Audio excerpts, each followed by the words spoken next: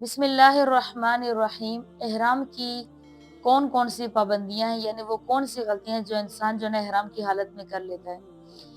यानी एहराम की पाबंदियां कौन कौन सी हैं। सबसे पहली है कि आप सर नहीं ढक सकते, और ये हुक्म मर्दों के लिए है, औरतों के लिए हुक्म नहीं है। मर्दों के लिए है कि वो सर नहीं ढक सकते, चाहे वो टोपी से सर ढक रहे हैं या रुमाल से ढक रहे हैं, यानी किसी सूरत में भी उनके लिए सर ढकना जायज़ नहीं है। औरतों के लिए अलबत्ता ये हुक्म नहीं है। इसी तरह आप खुशबू नहीं लगा सकते, इसमें मर्द और औरत दोनों शामिल हैं।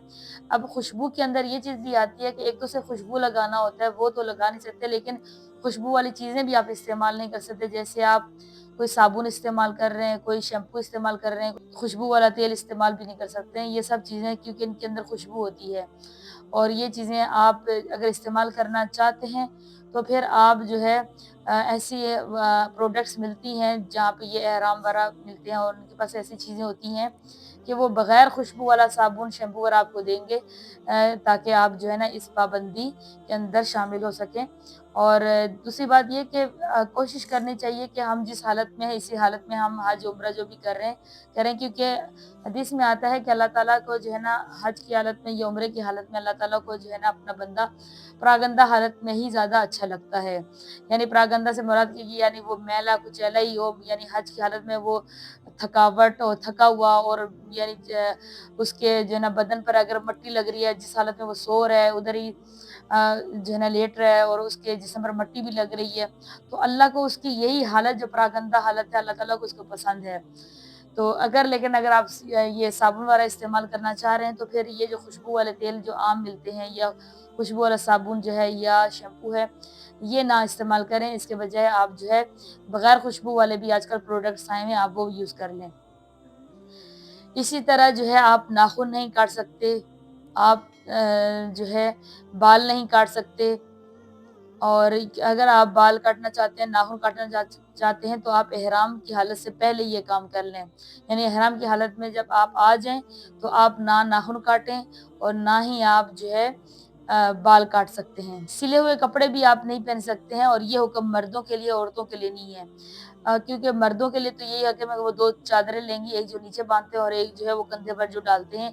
2 चादरें जो हैं वो उनका एहराम होता है, वो सिले हुए कपड़े नहीं पहन सकते हैं। अलबत्ता औरतों के लिए ये हुक्म नहीं है, औरतें चाहे जिस हालत में, जिस कपड़े में हैं, चाहे वो रंग-बिरंगे हैं, जिस तरह के उनके कपड़े सिले हुए हैं, जिस तरह के भी हैं, वो पहन सकती हैं। अलबत्ता मर्दों के लिए ये हुक्म है कि वो सिले हुए कपड़े ना पहनें। इसी तरह आप सॉक्स नहीं पहन सकते हैं। आजकल इस तरह के स्लीपर्स, यानी अपने पाँव ना ढकें, यानी ये मुराद असल है।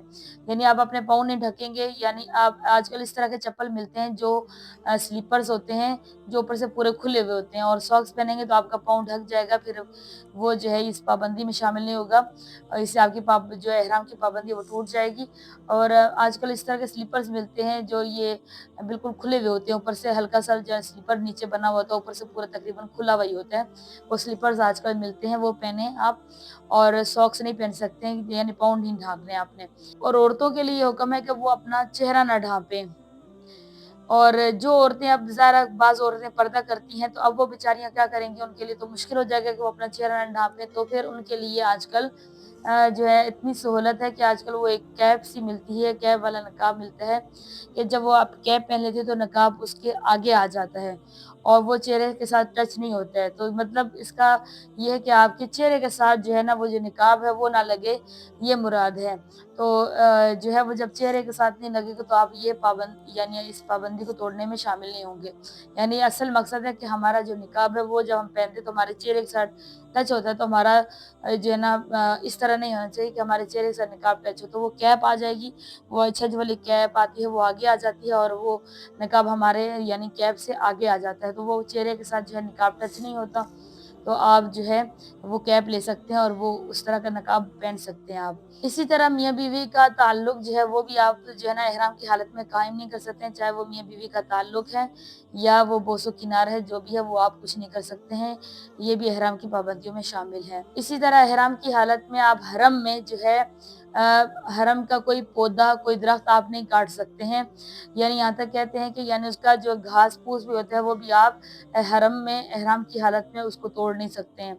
इसी तरह आपका एक और हुक्म है कि आप जो है हरम में जो है शिकार भी नहीं कर सकते हैं, یا شکار پر مدد، یعنی ایک بندہ خود شکار کر رہا ہے لیکن دوسرا شخص جو ہے اس کی اگر شکار پر مدد کر رہا ہے، وہ بھی آپ نہیں کر سکتے۔ یعنی اگر آپ نے شکار خود تو نہیں کیا لیکن آپ نے کسی دوسرے بندے کے شکار میں مدد کی، مثال کے طور پر اس کو آپ نے رہنمائی دی کہ وہ جو ہے نا جانور وہ جا رہا ہے، یا اس طرح بھی آپ نے بتا دیا، تو پھر بھی جو ہے آپ جو ہے نا یہ اس پابندی کے توڑنے میں شامل ہوں گے۔